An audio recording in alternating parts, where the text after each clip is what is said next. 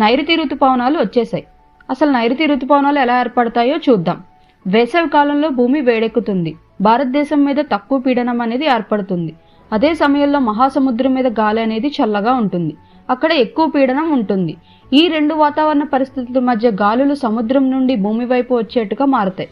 వీటినే నైరుతి ఋతుపవనాలు అంటారు.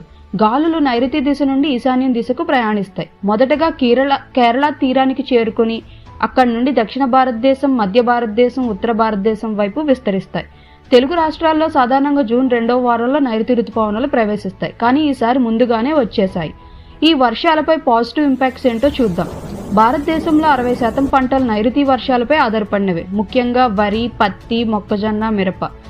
అదేవిధంగా వేసవి వేడి అనేది తగ్గుతుంది, చల్లదనాన్ని తీసుకువస్తుంది. నెగిటివ్ ఇంపాక్ట్స్ ఏంటో చూద్దాం. కొన్నిసార్లు ఎక్కువగా పడే వానలు వరదలకు కారణమవుతాయి. వర్షాలు సమయానికి రాకపోతే లేదా అసమానంగా వస్తే పంటల నష్టం కలుగుతుంది. నిలువ నీరు కారణంగా మలేరియా, డెంగ్యూ వంటి వ్యాధులు పెరుగుతాయి.